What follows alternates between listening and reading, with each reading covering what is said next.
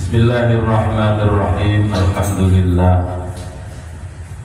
Alhamdulillahi rabbil alamin wa bihi nasta'in ala umurid dunya waddin wassalatu wassalamu ala sayyidil mursalin imamil muttaqin sayyidina wa habibina wa syafi'ina wa qurrati a'yunina Muhammadin sallallahu alaihi wasallam wa ala alihi wa ashabihi ajma'in.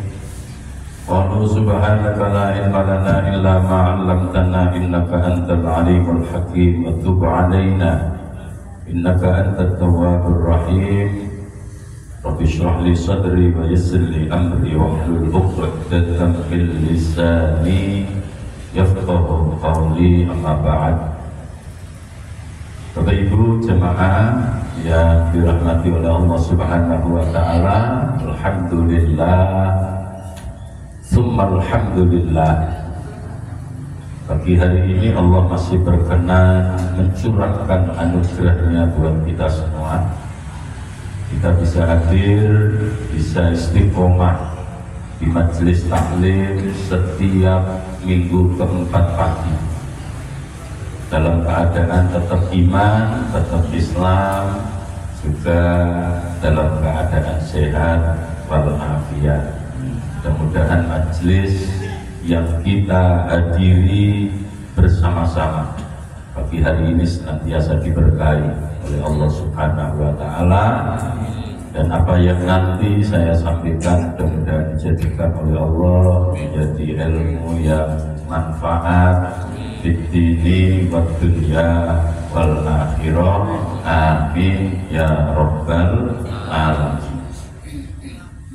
Salawat ma'assalam, mari bersama-sama kita haturkan pula keharibaan junjungan agung beliau Rasulullah Muhammad sallallahu alaihi wasallam. Kita ucapkan untayan kalimah salawat, Allahumma shalli ala sayyidina Muhammad wa ala alihi wa ashabihi ajma'in. Bapak Ibu jamaah yang dirahmati oleh Allah Subhanahu wa taala, kajian kita pagi hari ini melanjutkan nutupi keterangan sasi-sasi saderenge. Kita masih berbicara seputar sifat-sifat ibadur rahman, sifat-sifate kawulane Gusti Allah zat kang maha welas. Kajian ini menjadi sangat penting karena kita semua berobsesi ingin menjadi hamba Allah yang baik. Orang mung sekedar ngakoni dadi kawulane Gusti Allah karena yakin lan dhewek diciptakno kali Gusti Allah. Tapi kita ingin menunjukkan jati diri kita sebagai hamba Allah yang benar-benar mampu, yang benar-benar bisa terus-menerus berusaha menunjukkan bakti kita, menunjukkan kehambaan kita, menunjukkan pengabdian kita kepada Allah dengan mengikuti segala tuntunan-tuntunan yang dibawa oleh Rasulullah sallallahu alaihi wasallam. Ini penting sekali buat kita karena kita semuanya berharap hidup kita ini benar-benar diridhoi oleh Allah. Mboten mung sekedar diridani Gusti Allah nalika teng donya, ning pingin oleh ridane Allah fit dunya wal akhirah. Allahumma amin. Beberapa sifat sudah kita kaji bersama, dimulai dari sifat yang pertama yang disebut oleh Al-Quran, wa ibadur rahmanil ladzina yamshuna 'alal ardi hauna wa idza khatabahumul jahiluna qalu salam. Kajian sifat yang seperti ini sudah kita kaji pada beberapa bulan yang lalu. Kita akan lanjutkan dengan melihat lanjutannya. Nopo malih sifate kawulane Gusti Allah Zat kang Maha Welas. Sifat ini harus benar-benar kita pegang teguh. Napa niku terusane dawuh saking Allah Subhanahu wa taala wonten ing surat Al-Furqan ayat 20. Walladzina la yad'una ma'allahi ilahan akhar. Niki penting. Bahkan kalau saya menyebut ini sangat penting sekali. Di antara sifat-sifat hamba Allah Zat yang Maha Rahman itu disebut oleh Allah di dalam ayat tadi, walladzina la yad'una ma'allahi ilaha. Cara ringkese omong, wong sing dadi kawulane Gusti Allah Zat kang Maha Welas niku tansah jaga tauhid. Tauhid kita harus tetap kita jaga, bahwa dalam keadaan apapun kita hanya yakin bahwa Tuhan kita itu hanyalah Allah Subhanahu wa ta'ala. Mulane cara nyembah ya mung nyembah Gusti Allah, mboten usah enten sampingane. Nggih. Cara ndonga ya ndonga njaluk nang Gusti Allah, ora usah njaluk nang liyane. Nah, soal kalau panjenengan wasilah itu boleh-boleh saja. Karena memang difasilitasi untuk wasilah itu, tetapi prinsip keyakinan kita yang kita minta tetaplah hanya Allah Subhanahu wa ta'ala. Kalau sering cerita ngeten iki ben dhewek niki tambah paham. Kenapa wasilah itu penting? Kenapa wasilah itu patut untuk difasilitasi? Contoh sing paling gelem kula ngomong. Jenengan yakin boten rezeki niku tekane saka Gusti Allah? Yakin. Yakin nggih? Yakin. Boten enten boten yakin? Boten. Yakin nek sing maringi rezeki niku Gusti Allah. Ning senajan jenengan yakin nek rezeki niku sing maringi Gusti Allah, nek kelas awake dhewe ora usah macem-macem. Allah rezeki apa jare pangeran terus ngelimbru ae nek ngomong gak budal mergawe. Kira-kira ketal buat duit apa mboten? Angin sampai terus gelar sajadah Allahu Akbar, mari sajadah dibuka duit metu ngono. Maka bekerja itu wasilah untuk merebut apa yang sudah disiapkan oleh Allah buat kita. Oleh nenek uang sing ngomong gak perlu wasilah itu langsungan wae. Ketok aneh rada perlu diperiksa nama model ini. Ketok aneh, gitu. Lah wong sing biasa munamuni kaya ngono iku langsung wae nang Gusti Allah, gak perlu wasilah. Engko satu saat nek kecegur got ora usah ditangeni. Tolong langsung ngajak nang Gusti Allah. Kecemplung sumur jaluk selamat, tolong gak usah jaluk tolong aku, langsung aja nang Gusti Allah, gak perlu wasilah. Apa yang ngono? Ngoten kan? Kira-kira langsung munggah diri dan ndukur, boten tetap perlu wasilah. Ya? Perlu jalan untuk menuju ke sana, itu tetap perlu jalan. Sing nulungi tetap hakikat Gusti Allah. Ning kancane dulure dolone iku yo penting, nguncalno tampar. Ayo iki cekelono lah ngoten ta. Nah, ditarik tekan dhuwur akhire iso munggah meneh. Ngono lho maknani wasilah niku. Tapi tetap yakin, lho kok iso hasil sing ngekei pitulungan Gusti Allah. Cuma diliwatno dalan tangga sing ngonangi nek dhewek mari kecegur sumur. Sing ngekei rezeki Gusti Allah, yakin hakul yakin. Ning dhewek niku golek rezeki ning Gusti Allah anjene dikongkon budal mergawe. Ya, dikongkon budal mergawe. Jadi jangan sok-sokan wis sapa jari pangeran bae terus nglungker ae ndukure kasur. Lho boten dikongkon budal siru fil ardi. Lah ngoten nah.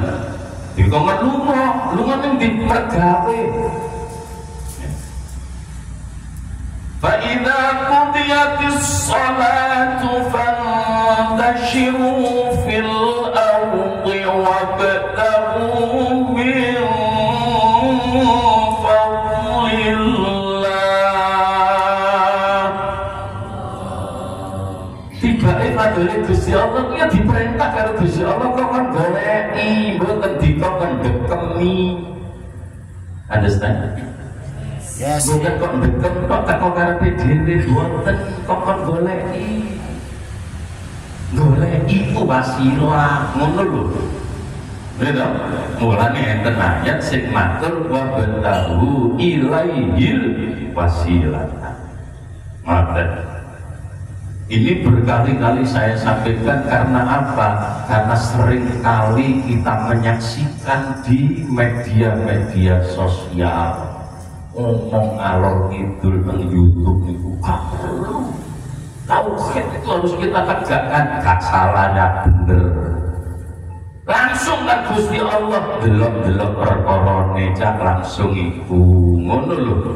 Gitu, gak anggur kabeh langsung baik kecegur sumur kok langsung njaluk tulung Gusti Allah. Aja ana sing marep kok ana iso munggah. Lho, tergantung perkara. Pengen oleh rezeki ya pasti lainnya gawe. Maka sesungguhnya ketika kita mengimplementasikan ketauhidan kita dalam hal berdoa, ya pancen dungane namung dhateng Gusti Allah. Tapi untuk menggapai apa yang kita minta dalam doa kita, maka diperlukan ikhtiar-ikhtiar yang terkadang butuh uluran tangan orang lain. Pengen nyabet kaitan pabrik, ya kudu ana wong sing duwe pabrik. Lah ngoten bagian. Sampai kepingin menjadikan pabrik, sing duwe pabrik lu gak ono gak gawe pabrik. Ayo, yang lebih ini. Betul saged. Yo pengen yang berkaitan pabrik, tetep dungane nang pangeran, tapi yo ngerteni sing duwe pabrik kudu gelem buka pabrik iki. Lah ngoten. Kudu gelem buka lowongan kerja. Nah, ini saya sampaikan untuk memudahkan kita memahami bagaimana yang dikehendaki dengan memurnikan tauhid, menjaga tauhid.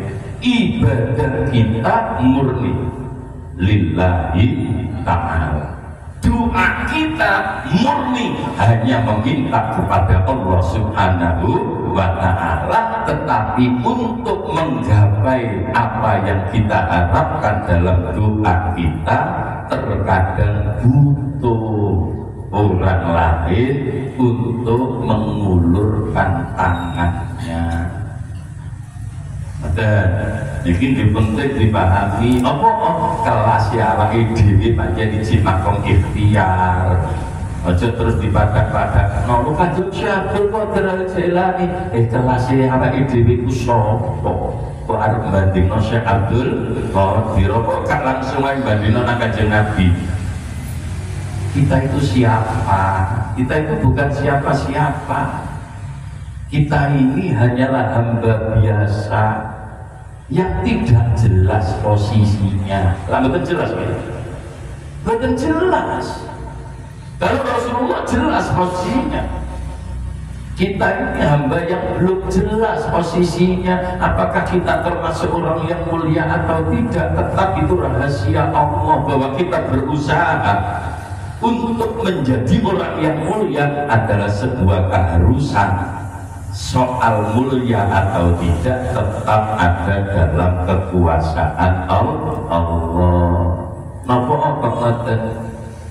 Tu'izzu man tasha wa tudhillu man tasha biyadikal khair innaka ala kulli syai'in qadir. Sing ngangkat derajat iku pangeran, sing ngasorno derajat iku ya pangeran. Kabeh berada dalam genggaman kekuasaan pangeran. Karena memang segala sesuatu yang ada di alam semesta ini mutlak di bawah kekuasaan Allah Subhanahu wa Ta'ala. Kula mboten bosen-bosen ajak-ajak panjenengan nata sing kados ngeten. Tak jalur jenengan nggih mboten bosen. Kenapa? Karena memang kadar keimanan kita itu fluktuasi. Nggih. Kadar keimanan kita itu tidak konstan. Kadar keimanan kita itu tidak stabil seperti ini.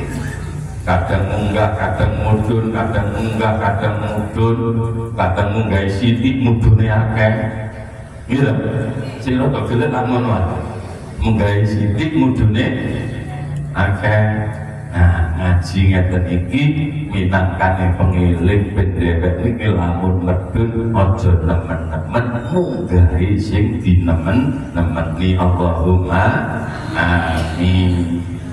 Mulane kula kandha kula wau sing dijogo napane tauhid uluhiyah.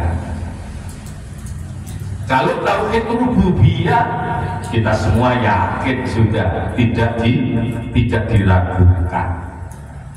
Kita semua yakin, bahkan nenek moyang kita dahulu juga yakin bahwa mereka itu tidak datang tiba-tiba, tapi diciptakan oleh Zat yang Maha Kuasa.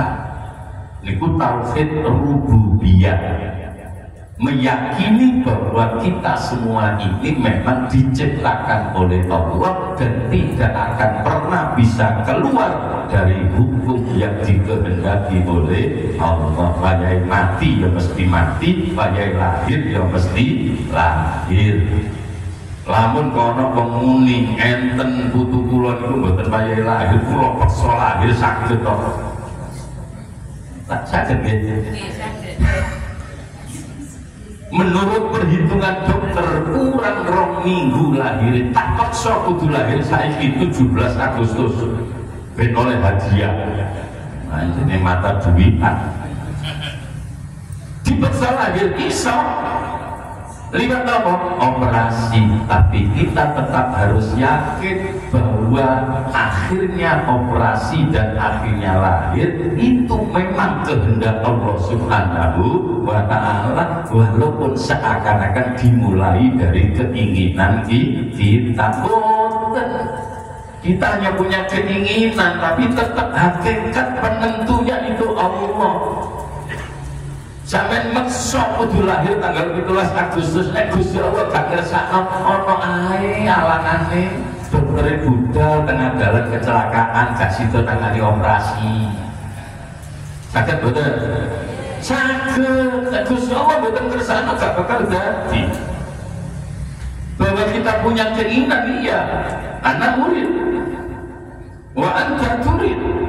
Saya punya kehendak, engkau juga punya kehendak. Wallahu yaf'alu ma yurid. Sing dadi niku kehendak Gusti Allah. Ngoten cara ngeyakinane niku kados ada. Nah, implementasi dari tauhid uluhiyah ini bentuknya apa? Bentuknya seperti yang sering kali kita ungkapkan di setiap sholat kita. Iyyaka na'budu wa iyyaka nasta'in. Kita hanya mengabdi kepada Allah, kita hanya meminta pertolongan kepada Allah, karena memang hanya Allah yang boleh kita mintai pertolongan. Hanya Allah yang boleh untuk kita sembah. Kemudian apalagi? Kita harus yakin bahwa pertolongan itu datangnya dari Allah, maka kepasrahan kita itu juga hanya kepada Allah. Jenengan usaha sing nata pungkasane pasrahno nang Gusti Allah. Mulane kula sering kondo jenengan duwe anak kecili wis ditata, kecili wis dirapo, kecili wis dididik, ya diwenehi duit sing halal, ya diwenehi makan sing halal, ya dididik kelawan didikan agama. Kecili ya wis dipulinakno salat 5 waktu, kok jelalat gede-gede bedal. Lah ana nggih ngoten iki. Cilik ditoto, hati gede-gede bedal. Bagaimana? Ya sudahlah, kita serahkan semuanya kepada Allah. Yang penting kita sudah melakukan tugas-tugas kita dengan baik. Cara Gusti Allah ngekei contoh wong putrane Nabi Nuh bayono sing kafir kok ya. Gitu? Apakah kemudian kita akan mengatakan bahwa Nabi Nuh tidak mendidik Kan'an? Betul. Bagaimanapun juga Nabi Nuh selalu mengingatkan Kan'an, selalu mendidik Kan'an, bahwa akhirnya seperti itu tidak lepas. Itu semua dijadikan oleh Allah sebagai pengingat buat kita. Lita'lamu annallaha ala kulli syai'in qadir. Iye sing duwe kuwasa iku namung Gusti Allah. Ada. Tapi nek jenengan boten ngopeni terus arek bedal yo jenengan sing tanggung jawab. Nggih to? Kecil diumbar wae, sekolah wis pokoke sing penting anggar sekolah, agama gak tau dikenalno, salat gak tau dibiasakno, gede-gede bedal yo jenengan sing tanggung jawab. Mulane nek duwe anak wis rada-rada gedhe lulus SMP aja lali titipno abarokin. Ya. Titipno ning SMK Nurul Ihsan. Ngono lho. Iki gak promosi mek kandhani. Loh kenapa kok harus dititipkan ke sana? Karena di sana insya Allah kita didik semaksimal mungkin dalam hal keagamaan. Betul usah khawatir soal hasil, hak hasil itu pengeran. Tapi prosesnya sudah kita lakukan.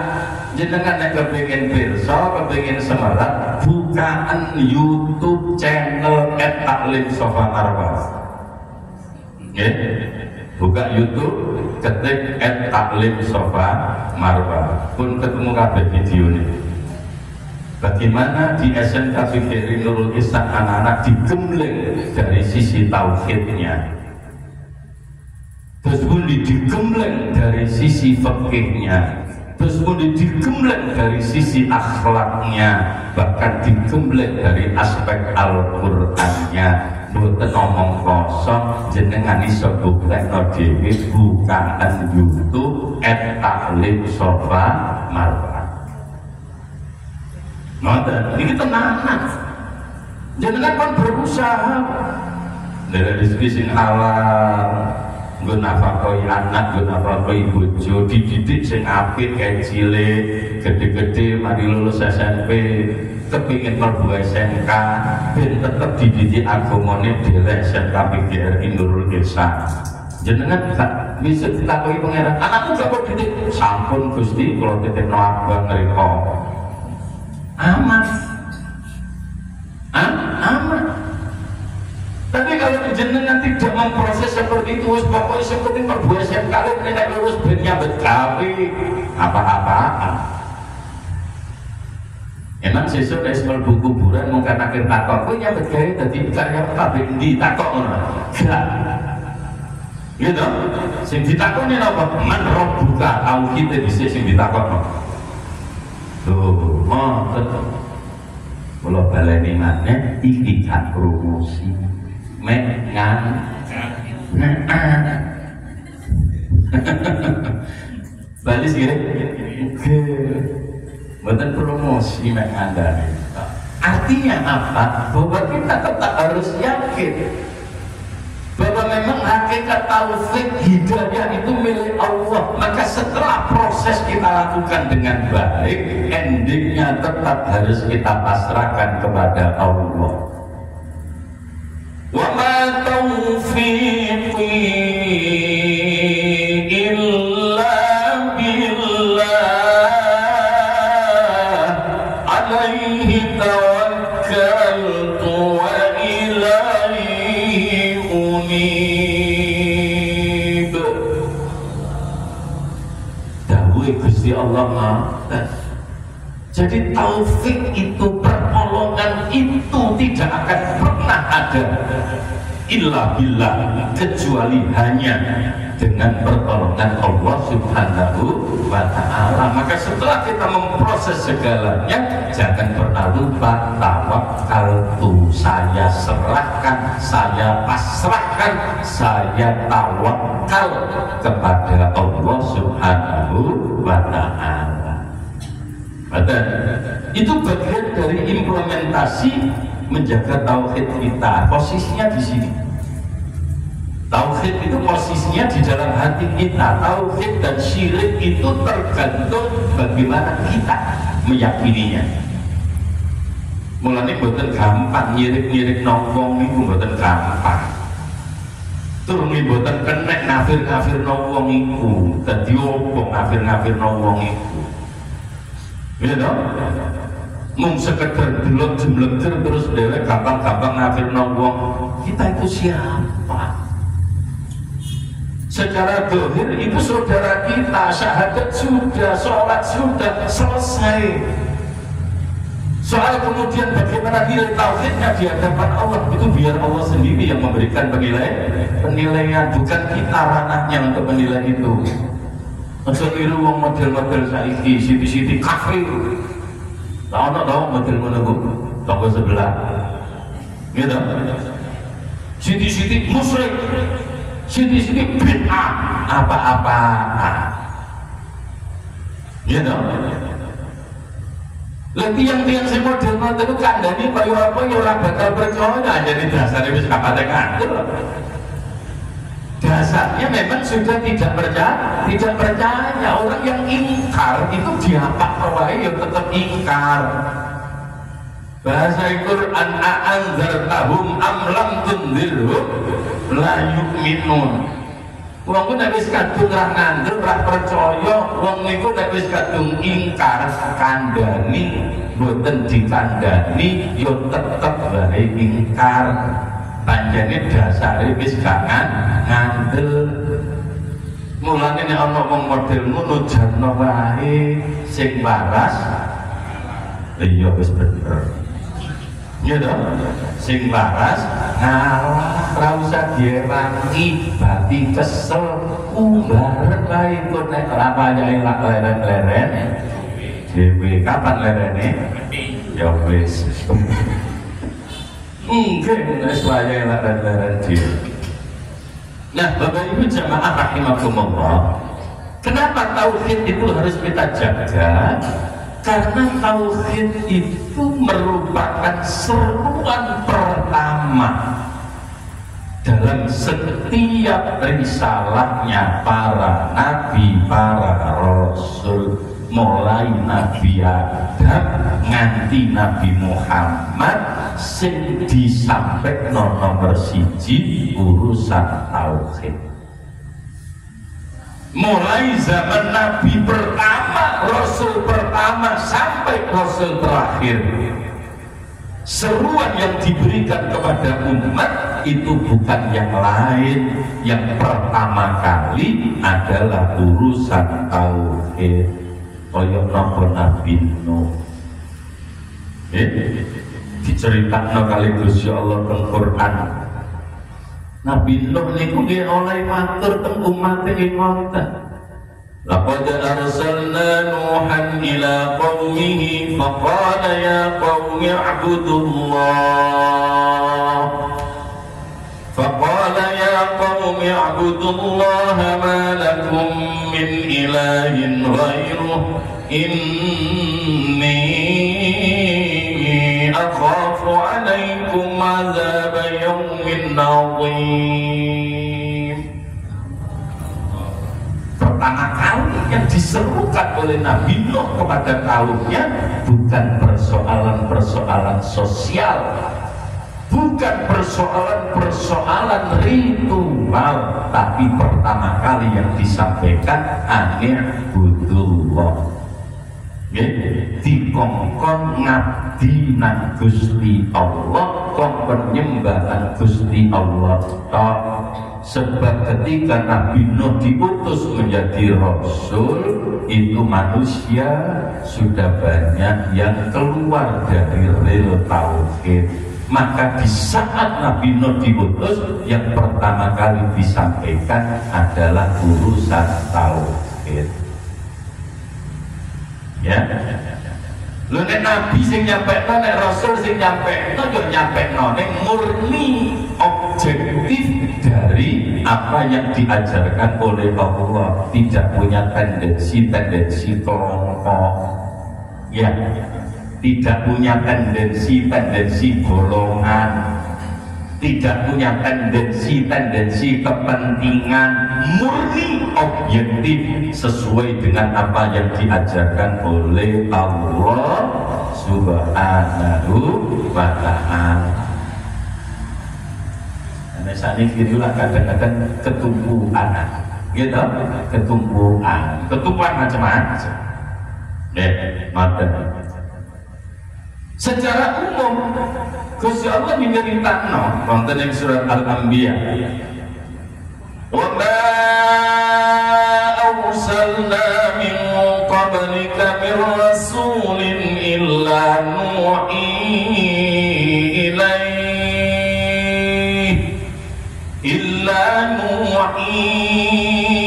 ilaihi annahu la ilaha illa ana fa'budun. Allah dawuh Gusti Allah ngoten, wa ma arsalna min qablika bir rasulin, dan tidak mengutus kami sebelum kamu dari rasul-rasul itu illa nuhi ilaihi, kecuali aku wahyukan kepada dia annahu la ilaha illa ana, sesungguhnya tidak ada Tuhan kecuali saya, Allah Subhanahu wa ta'ala. Mulane lajeng dipungkasi kalimat fa'budun, maka sembahlah Allah tok. Nanti ditambahin, sembahlah Allah tok. Mungkin betul satu nama. Maka segala aktivitas kita itu sentralitas dari tujuan kita bukan yang lain, tapi tetap hanya Allah.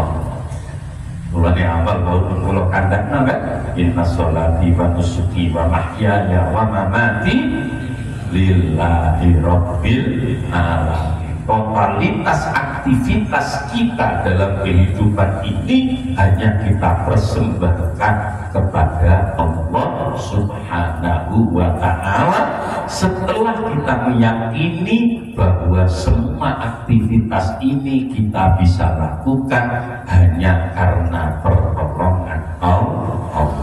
Jenengan saged karoyo-royo saking griya dumugi teng mriki panggonan niki pitulungane Gusti Allah. Bila ngucap alhamdulillah.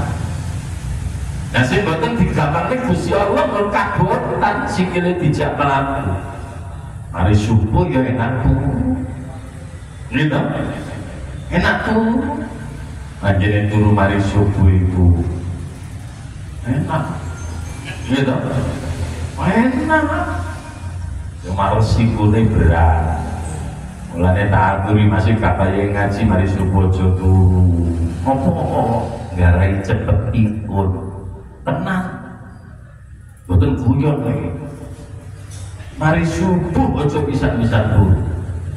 Niku sing garai cepet ikut.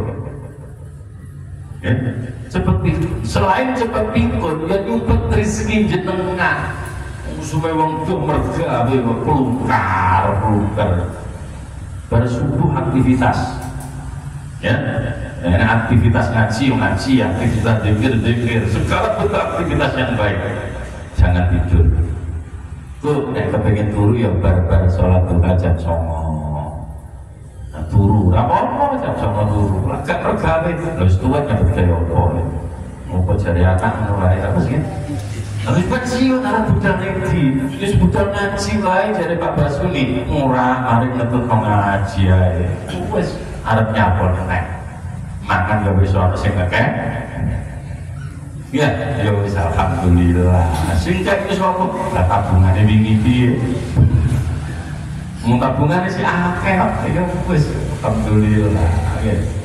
Jenengan takok mbae ngoten. Jadi mantul subuh betul, alhamdulillah. Nah kalau jenengan lajeng diparingi kali Gusti Allah sakit ngriki ini maunah, ini pertolongan. Karena tidak semua orang bisa melakukan seperti yang kita lakukan. Meskipun saya tidak akan mengatakan orang yang lain itu tidak baik, karena boleh jadi mereka punya aktivitas di tempat-tempat lain. Tapi mereka yang beraktivitas di tempat lain dengan aktivitas ubudiyah, baik taklim, zikir, sholawat, sakit turuti, mereka adalah bagian dari orang-orang yang baik karena dapat pertolongan dari Allah Subhanahu wa Ta'ala. Mudah-mudahan dapat diparingi istiqomah, ya. Istiqomah dalam kebaikan kita, istiqomah dalam ibadah kita. Dan tidak kalah pentingnya, mudah-mudahan sampai di penghujung hidup kita kelak Allah jadikan kita meninggal dalam keadaan husnul khotimah. Amin ya rabbal alamin.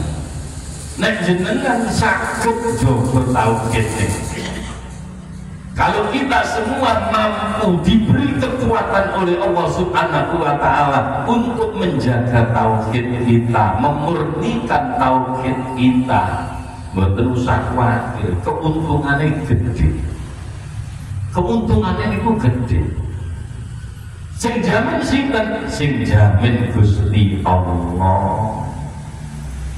Alladzina amanu wa lam yalbisu imanahum bizulmin ulaika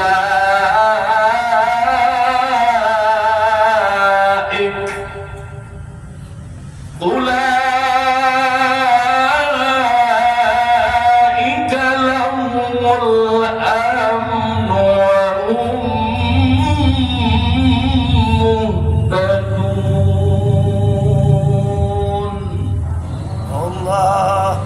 jaminane Gusti Allah. Alladzina amanu, orang-orang yang beriman, termasuk kita, alhamdulillah. Kemudian dalam keimanannya itu walam yalbisu imanahum bizulmin, mereka tidak mencampur adukan imannya dengan kezaliman. Yang dimaksud kedzaliman di sini adalah asyirk, tidak dicampur aduk dengan kemusyrikan. Ya. Iman yang dimurnikan, iman yang dijaga, tidak bercampur dengan kemusyrikan, tidak bercampur dengan kedzaliman yang besar. Karena zalim yang besar itu syirik. Inna syirka la zulmun azim. Kezaliman yang paling luar biasa itu adalah bentuknya syirik. Orang-orang yang beriman lalu bisa menjaga imannya, tidak mencampur adukan imannya dengan kemusyrikan, ulaika lahumul amn. Tiang-tiang singkat ngoten, orang-orang yang semacam ini mendapatkan jaminan keamanan. Ya, aman. Ya. Loh, siapa yang menjamin? Gusti Allah. Aman dari apa? Aman dari segala macam mara bahaya. Usume arek saiki bolak-balik takut, gak bahaya kah?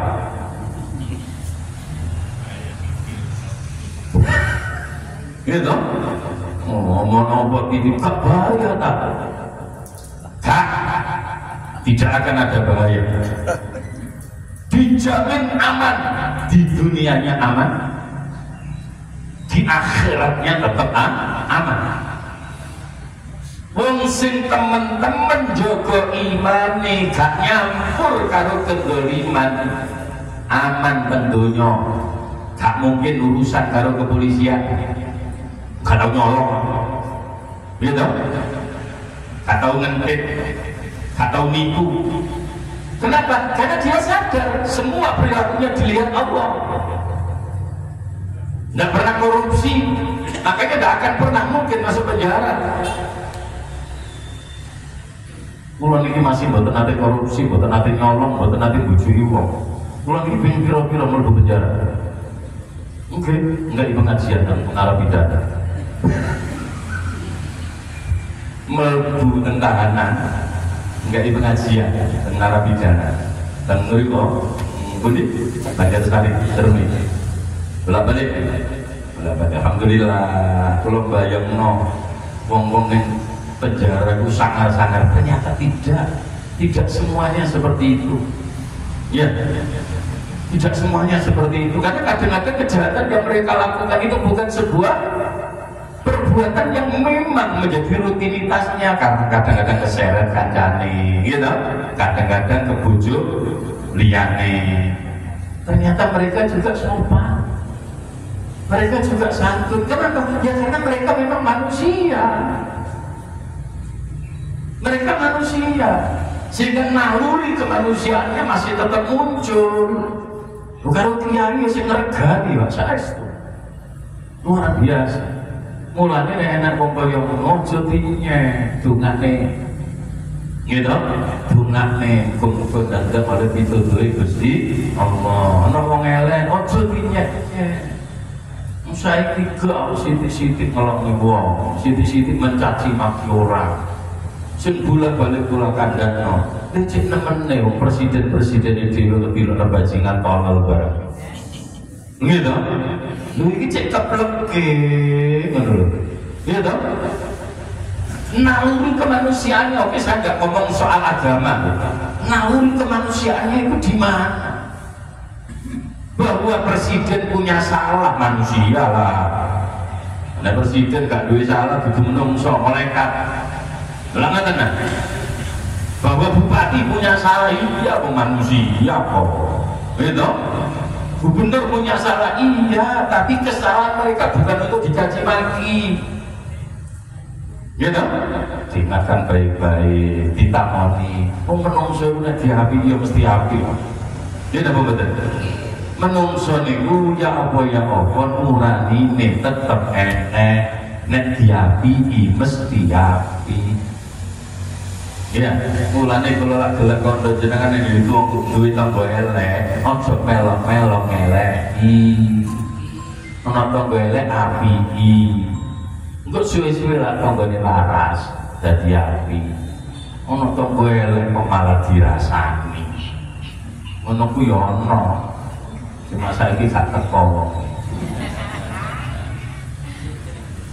Nomor tangga elek ku diapiki aja dirasani. Soalnya pada anak wong elek sampai rasani berarti podo dan juga bisa rumung dulu kok ya dilakoni, gitu. Maka di dunia aman aman.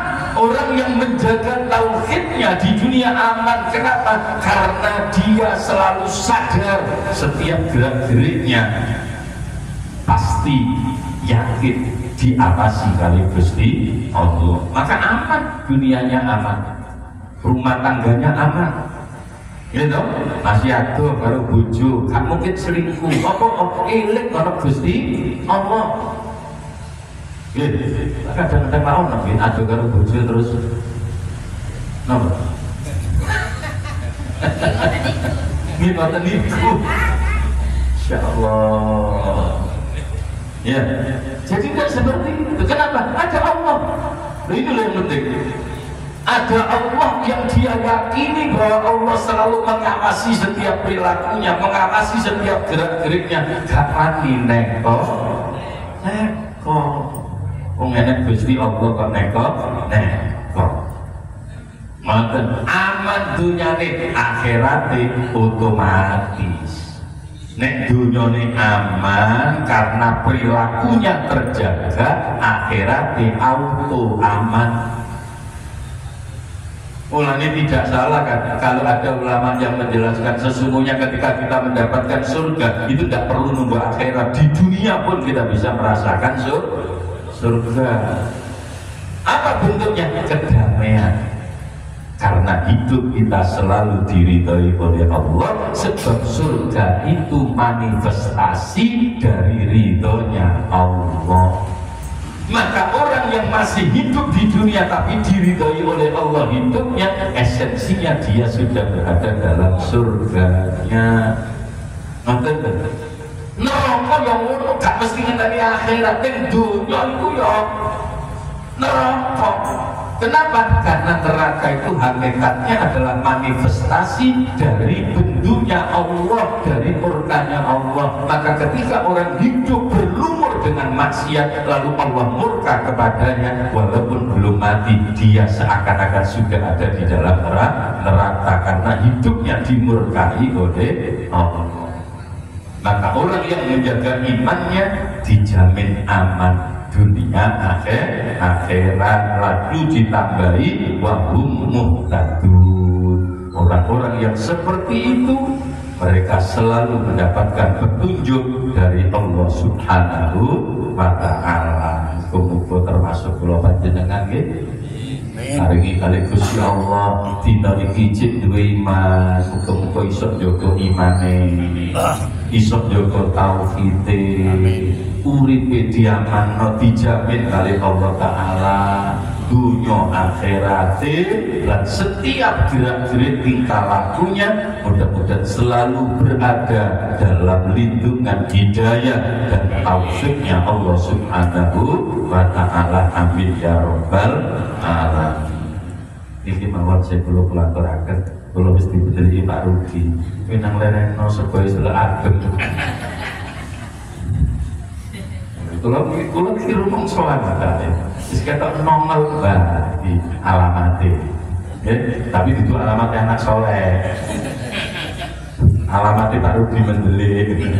Iki segone gak mampu jadi ya wis leren ae bermanfaat nggih. Amin. Muga-muga dibari umur kabeh, bari sehat walafiat, tetep istiqomah ngaji wonten ing panggenan-panggenane taklim. Amin Allahumma amin. Benjak minggu tanggal 8 monggo derekaken tengahing hayat nggih. Tanggal 8 jame sami kali setengah 6 monggo derek teng griya mriku berdale rutinan majelis taklim sofa marba sekaligus ngeras-ngerus maulid Nabi.